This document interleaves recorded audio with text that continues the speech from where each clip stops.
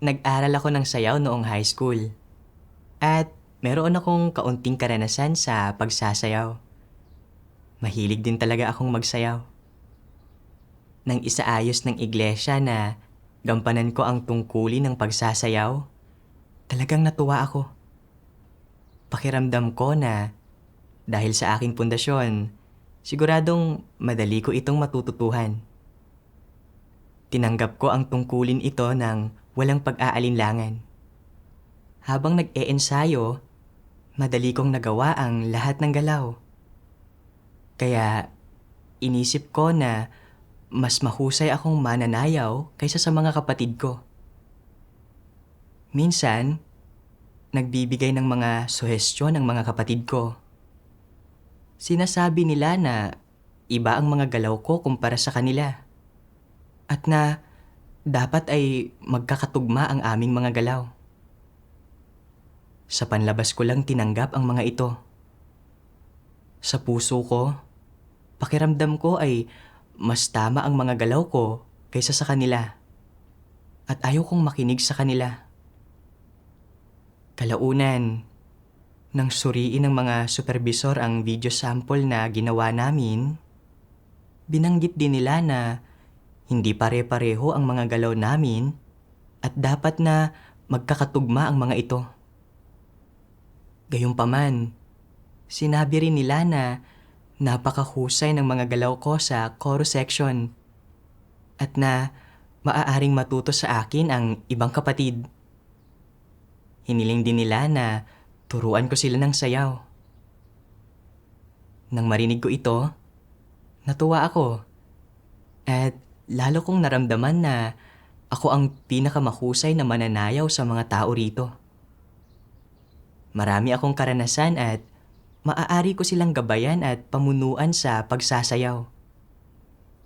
Habang tinuturuan ko sila ng mga galaw, kinailangan nilang mag-ensayo ng paulit-ulit bago nila maabot ang pamantayan ko dahil labis na malaki at may mas malakas na puwersa ang mga galaw ko.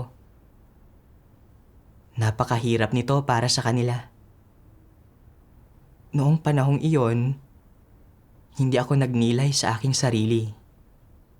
Hindi rin ako gumawa ng mga pagbabago para mas maging angkop ang plano ng sayaw. Sa halip, inisip ko lang na magaling ako at talagang espesyal ang mga galaw ko. Nang magpatuloy kami sa pag-iensayo kinabukasan, nagkaroon kami ng iba't ibang opinyon tungkol sa mga galaw ng aming paa. Ayaw ko itong gawin sa paraang iminumungkahi nila dahil sa tingin ko ay hindi maganda ang mga galaw nila. Nagpatuloy ako sa pagtuturo sa kanilang mag-ensayo ayon sa mga ideya ko.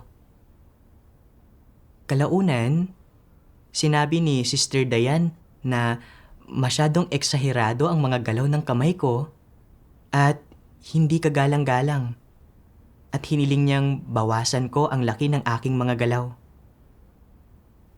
Sumang-ayon sa kanya ang ibang kapatid. Pero hindi ko ito tinanggap. Inakala kong tama ang mga galaw ko. Gayunpaman, nag-alala ako na kung hindi ko tatanggapin ang kanilang suhestyon, baka sabihin nila na napakayabang ko. Doon ko lamang sinubukang bawasan ang laki ng mga galaw ng kamay ko. Nang balikan namin ang video sample ng sayaw, natuklasan kong hindi pare-pareho ang aming mga galaw. Mas malaki pa rin ang mga galaw ko kaysa sa kanila. Naniwala ako na mas magaling akong sumayaw kaysa sa kanila at mas tama ang mga galaw ko. Noong una, pinuri ako ng mga supervisor dahil sa husay ng mga galaw ko. Kaya kung hindi pare-pareho ang mga galaw namin, sigurado akong sila ang may problema.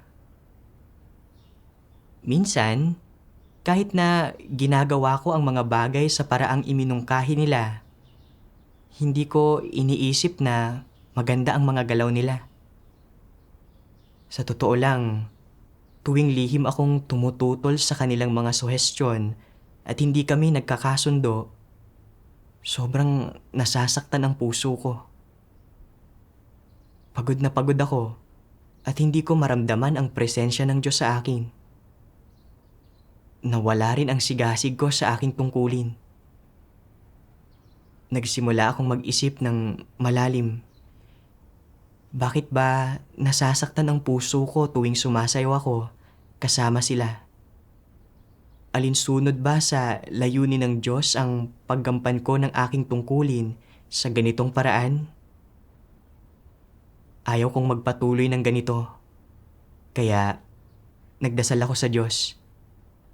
Nagmamakaawang bigyang liwanag niya ako para mapagnilayan ko ang aking mga problema. Isang araw, sa aking mga devosyonal, nabasa ko ang isang sipi ng mga salita ng Diyos na talagang nakapagpaantig sa akin.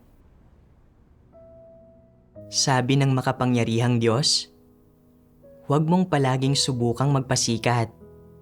Palaging magsabi ng matatayog na bagay at gawin ang mga bagay-bagay ng mag-isa. Dapat mong matutuhan kung paano makipagtulungan sa iba. At dapat mas tumuon ka sa pakikinig sa mga mungkahi ng iba at pagtuklas sa kanilang mga kalakasan. Sa ganitong paraan, magiging madali ang pakikipagtulungan ng magkakasundo. Kung palagi mong sinusubukan na magpasikat at ikaw ang masunod, hindi ka nakikipagtulungan ng magkakasundo. Ano ang ginagawa mo? Nagdudulot ka ng kaguluhan at nananabutahe sa iba. Ang pagdudulot ng kaguluhan at pananabutahe sa iba ay pagganap sa papel ni Satanas. Hindi iyon paggampan sa tungkulin. Kung palagi kang gumagawa ng mga bagay na nagdudulot ng kaguluhan at nananabutahe sa iba, gaano man katinding pagsisikap ang gugulin mo o pag-iingat ang gawin mo, hindi iyon matatandaan ng Diyos.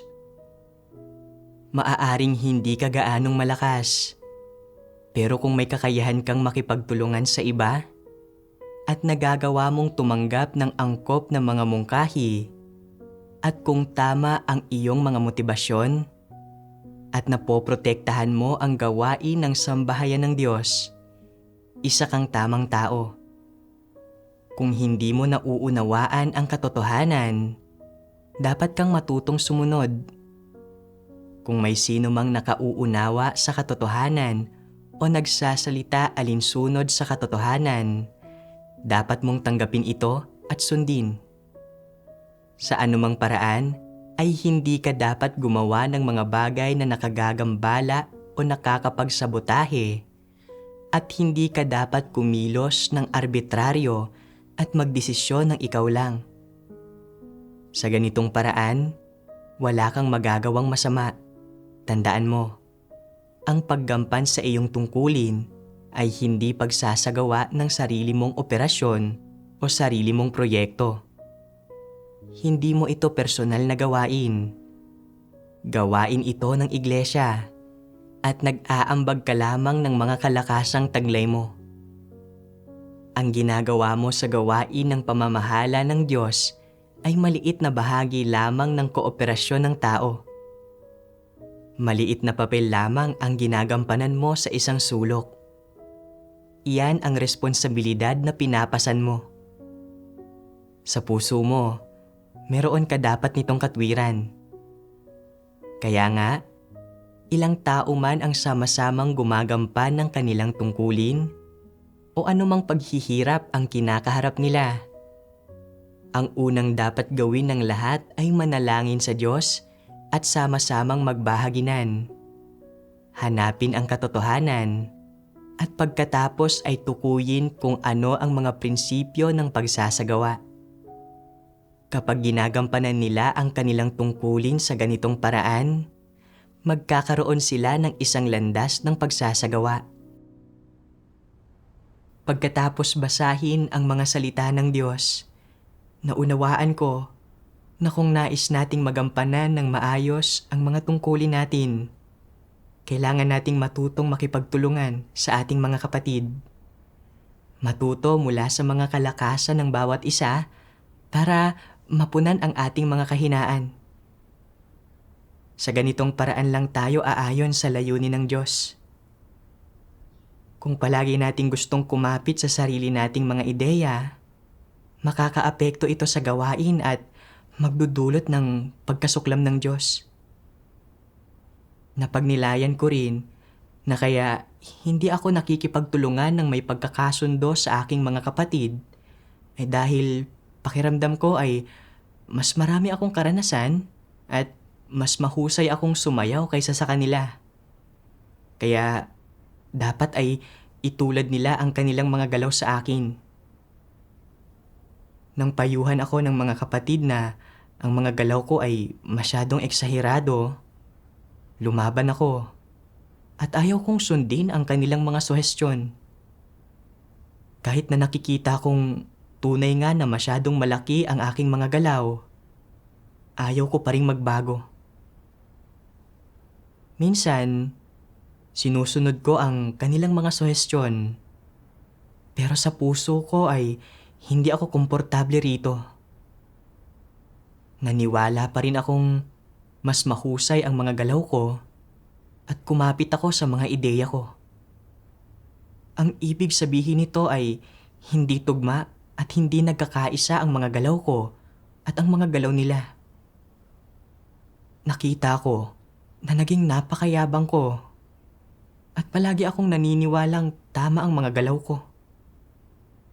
Sa katunayan, tunay ngang labis na eksaherado ang mga galaw ko at hindi talaga ito magandang tingnan. Bukod pa rito, dahil hindi tugma ang mga galaw ko sa mga galaw ng iba, nakaapekto ito sa kaayusan ng kabuoang galaw at nakaapekto sa mga resulta ng sayaw. Nagdulot ito ng panggagambala.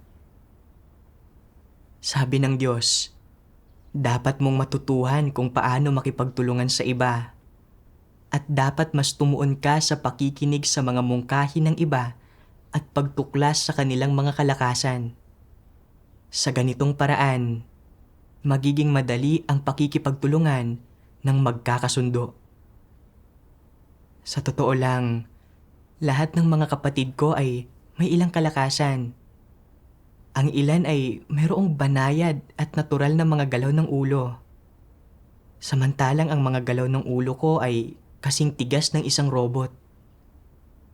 Gayon din, ang mga galaw nila, bagaman hindi kalakihan, ay mukhang napaka-elegante. Napagtanto ko na kapag muli nila akong binigyan ng mga suhestyon, dapat kong tanggapin ang mga ito at gawin ang makakaya ko para sundin ang mga iminungkahi nilang galaw. Kung mayroon akong ibang opinyon, maaari ko itong ipahayag at talakayin sa aking mga kapatid. At maaari kaming magtulungan para gawing tugma at wasto ang aming mga galaw at sumayaw ng mahusay para purihin ang Diyos at magpatotoo sa Diyos. Minsan, sinabi ng mga kapatid na masyadong magalaw ang aking mga balikat at ulo at kailangang ayusin. At na kailangan ding ayusin ang galaw ng baywang ko. Sa simula, hindi ko ito lubusang matanggap. Inisip ko na tama ang mga galaw ko. Gayunpaman, nang makita kong iba ang mga galaw ng ulo nila kumpara sa akin, naisip ko na baka tama nga sila at sinubukan kong tanggapin ito. Minsan ay nagagawa ko ang mga suhestyon ng mga kapatid ko ng maayos. Pero minsan ay muli akong bumabalik sa dati kong gawi. Habang nakatingin sila sa akin, naisip ko na bakit ganoon? Mas mahusay ang pundasyon ko sa pagsasayaw kaysa sa kanila. Pero ako pa ang kailangang magsikap na baguhin ang mga galaw ko. Nakaramdam ako ng labis na panghihina at pagkahiya. naalala ko ang mga salita ng Diyos. Dapat mong matutuhan kung paano makipagtulungan sa iba. At dapat mas tumuon ka sa pakikinig sa mga mungkahi ng iba at pagtuklas sa kanilang mga kalakasan. Sa ganitong paraan, magiging madali ang pakikipagtulungan ng magkakasundo. Kung palagi mong sinusubukan na magpasikat at ikaw ang masunod, hindi ka nakikipagtulungan ng magkakasundo. Ang mga salita ng Diyos ang nagpaunawa sa akin na dapat akong mas tumuon sa pagkatuto mula sa mga kalakasan ng ibang tao at sa pagtanggap ng kanilang mga suhestyon. Dahil sinabi nilang lahat na hindi maganda ang mga galaw ko, kailangan kong gawin ang aking makakaya para magbago. Bagaman hindi madaling gawin ng maayos ang mga galaw na ito, kailangan kong gawin ang aking makakaya para magtugma ang aming mga galaw. Bukod pa rito, ang pagtanggap sa mga suhestyon ng iba ay hindi lamang makakatulong sa akin na sumayaw ng mahusay para purihin ang Diyos, kundi malulutas din ito ang aking tiwaling disposisyon at makakatulong sa aking umiwas sa kayabangan at sa pagmamatuwid sa sarili. Kinagabihan, nagpatuloy akong mag-ensayo mag-isa matapos ang aming pag-e-ensayo bilang pangkat. Nang muli kaming mag-ensayo ng sayaw kinabukasan, sinabi nila na mas bumuti ng bahagya ang mga galaw ko. Bagaman hindi pa rin perpekto ang mga galaw ko, nagpakita naman ito ng kaunting pagbuti. Hindi ako maaaring sumayaw ayon sa sarili kong mga kagustuhan. Kailangan kong isaalang-alang kung tugma ba ang mga galaw namin o hindi. Ito ay dahil kahit pa napakahusay sumayaw ng isa sa amin, kung sumasayaw naman siya ng hindi tugma sa iba, hindi magiging maganda o maayos tingnan ang aming sayaw at hindi rin ito magbubunga ng mabubuting resulta. Kalaunan, pinanood ng mga supervisor ang video ng sayaw na ginawa namin at sinabi nilang bumuti ang mga galaw namin. Alam ko na ito ay pamumuno ng Diyos at resulta rin na nakamit sa pamamagitan ng aming maayos na pakikipagtulungan. Isang araw, nakabasa ako ng ilang salita ng Diyos sa isang pagtitipon na nagbigay sa akin ng ilang panibagong pagkaunawa sa sarili kong tiwaling disposisyon. Sabi ng makapangyarihang Diyos, labis na ginawang tiwali ni Satanas ang sangkatauhan na lahat sila ay may satanikong kalikasan at mapagmataas na disposisyon. Maging ang mga hangal at mangmang ay mapagmataas. At iniisip nilang sila ay mas mahusay kaysa sa ibang tao at tumatanggi silang sumunod sa mga ito. Kitang-kita na napakalalim ng katiwalian ng sangkatauhan at napakahirap para sa kanilang magpasakop sa Diyos. Dahil sa kanilang pagmamataas at pagmamatuwid sa sarili, ang mga tao ay ganap na walang katwiran. Wala silang sinumang susundin. Kahit pa ang sinasabi ng iba ay tama at umaayon sa katotohanan, hindi nila ito susundin.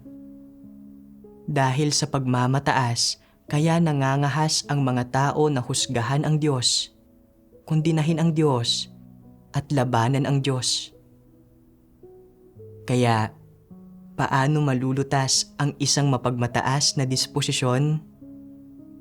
Maaari ba itong malutas sa pamamagitan ng pag-asa sa pagpipigil ng tao? Maaari ba itong malutas sa pamamagitan lamang ng pagkilala at pagtanggap dito? Hinding-hindi. May isang paraan lamang upang malutas ang isang mapagmataas na disposisyon. At iyon ay ang pagtanggap sa paghatol at pagkastigo ng Diyos. Tanging ang mga may kakayahan lamang tumanggap ng katotohanan ang unti-unting makawawaksi ng kanilang mga mapagmataas na disposisyon. Hindi kailanman malulutas ng mga hindi tumatanggap sa katotohanan ang kanilang mga mapagmataas na disposisyon. Maraming tao ang nakikita kong lumalaki ang ulo kapag nagpapakita sila ng talento sa kanilang tungkulin. Kapag nagpapakita sila ng ilang abilidad, iniisip nilang sila ay talagang kahanga-hanga. At pagkatapos ay namumuhay sila sa mga abilidad na ito at hindi na pagbubutihin pa ang sarili. Hindi sila nakikinig sa iba anuman ang sabihin ng mga ito. Iniisip na ang maliliit na bagay na ito na taglay nila ay ang katotohanan at sila ang pinakamataas. Anong disposisyon ito? Ito ay isang mapagmataas na disposisyon. Kulang na kulang sila sa katwiran. Magagawa ba ng isang tao ng maayos ang kanyang tungkulin kapag siya ay may mapagmataas na disposisyon? Magagawa ba niyang magpasakop sa Diyos at sundin ang Diyos hanggang sa wakas? Mas mahirap pa ito. Upang ayusin ang isang mapagmataas na disposisyon, kailangan niyang matutunang danasin ang gawain, paghatol at pagkastigo ng Diyos habang ginagampanan niya ang kanyang tungkulin. Sa ganitong paraan lamang niya tunay na makikilala ang kanyang sarili. Kapag malinaw mong nakita ang iyong tiwaling diwa, malinaw na nakita ang ugat ng iyong pagmamataas, at pagkatapos ay nakilatis at nahimay ito, saka mo lamang tunay na malalaman ang iyong kalikasang diwa. Kailangan mong hukayin ang lahat ng tiwaling bagay sa loob mo at ikumpara ang mga ito sa katotohanan at alamin ang mga ito batay sa katotohanan. Pagkatapos ay malalaman mo kung ano ka. Hindi ka lamang puno ng isang tiwaling disposisyon at hindi ka lamang walang katwiran at pagpapasakop, kundi makikita mo na kulang ka sa napakaraming bagay, na wala kang katotohanang realidad at kung gaano ka kaawa-awa. Pagkatapos, hindi mo na magagawang maging mapagmataas. Kung hindi mo hinihimay at kinikilala ang iyong sarili sa ganitong paraan, kapag ginagampanan mo ang iyong tungkulin, hindi mo malalaman ang iyong lugar sa sansinukob. Iisipin mong magaling ka sa lahat ng paraan, na ang lahat ng bagay tungkol sa iba ay masama, at tanging ikaw ang pinakamahusay. Pagkatapos, palagi kang magpapakitang gilas sa lahat para tingalain at sambahin ka ng iba. Ito ay ganap na kawalan ng kamalayan sa sarili. May mga taong palaging nagpapakitang gilas. Kapag nakikita ng iba na hindi ito kaaya-aya, pinupunan nilang mayabang ang mga taong ito. Ngunit hindi nila ito tinatanggap. Iniisip pa rin nilang sila ay may talento at may kakayahan. Anong disposisyon ito? Masyado silang mapagmataas at mapagmagaling. Ang mga tao bang ganito kayabang at kamapagmagaling ay may kakayahang mauhaw sa katotohanan? Kaya ba nilang hangarin ang katotohanan? Kung hindi nila kailanman makikilala ang kanilang sarili at hindi nila iwinawaksi ang kanilang tiwaling disposisyon, magagampanan ba nila ng maayos ang kanilang tungkulin? Tiyak na hindi.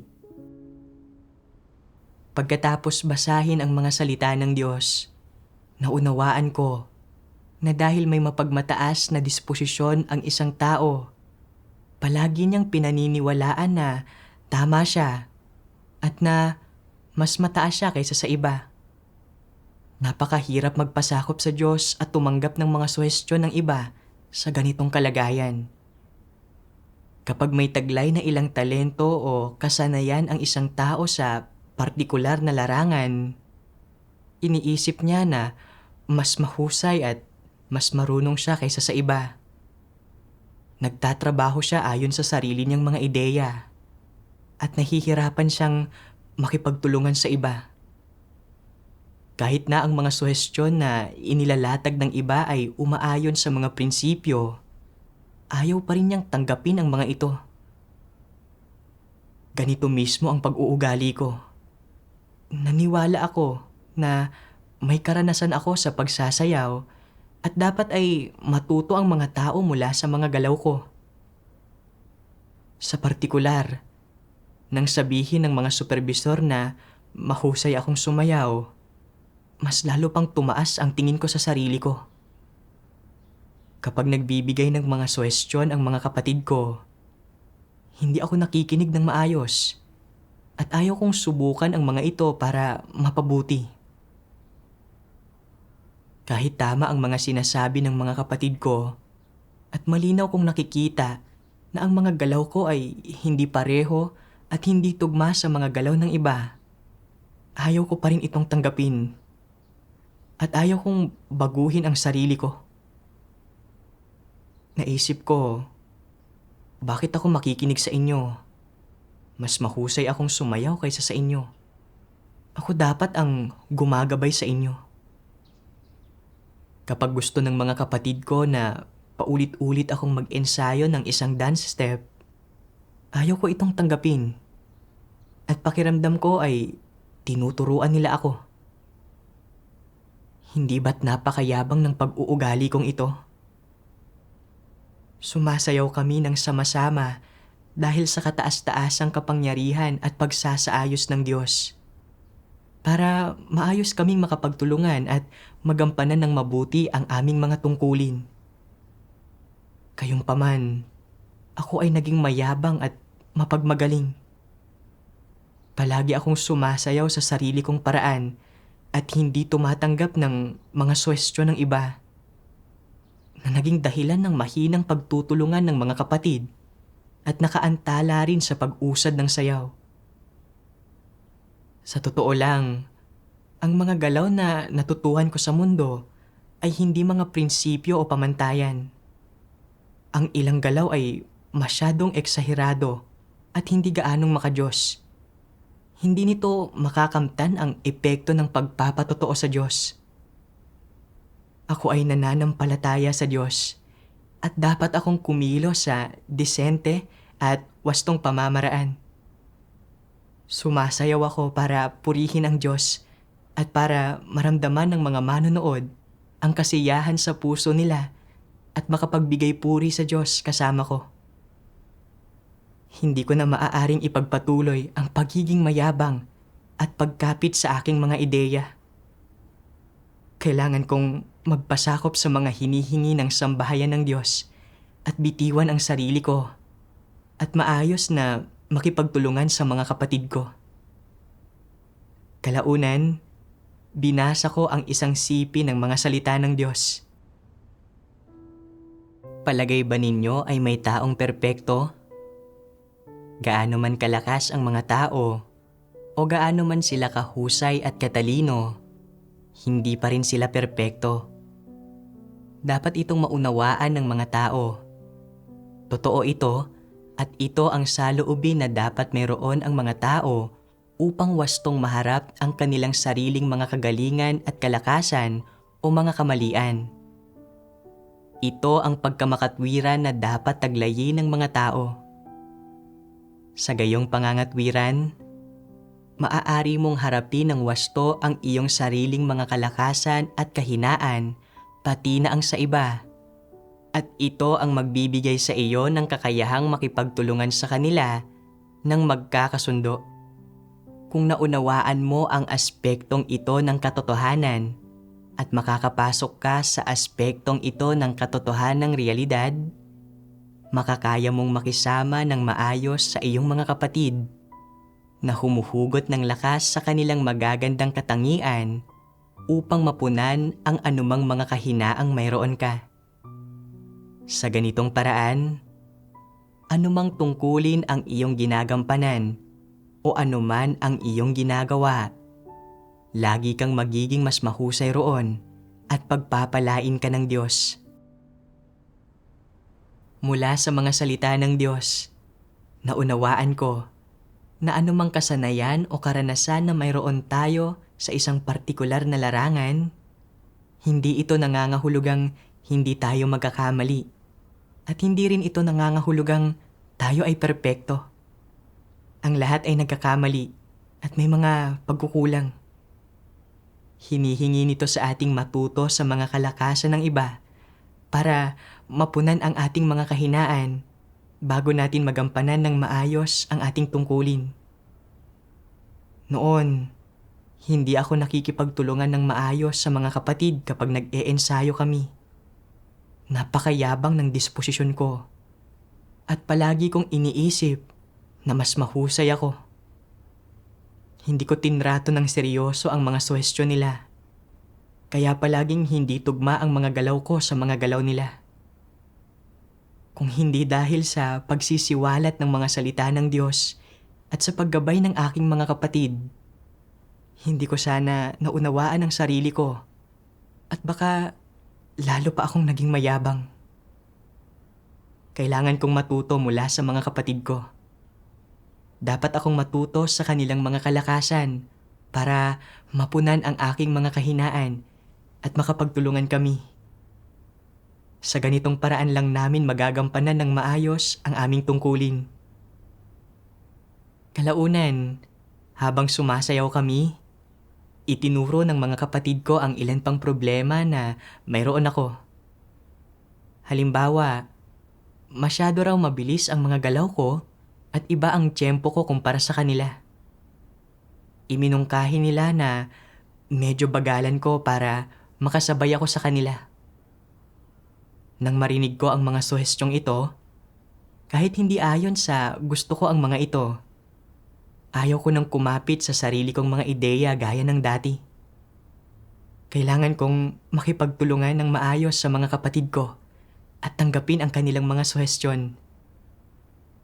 Nang magsagawa ako ng ganito, naging mas mahusay ang mga galaw ko kaysa dati. Napanatili ko ang pagkakatugma ko sa kanila at bumuti ang pagsasayaw ko. Sa karanasang ito, natutuhan ko kung paano makipagtulungan ng wasto sa aking mga kapatid at nagkaroon ako ng kaunting pagkaunawa sa sarili kong mapagmataas na disposisyon.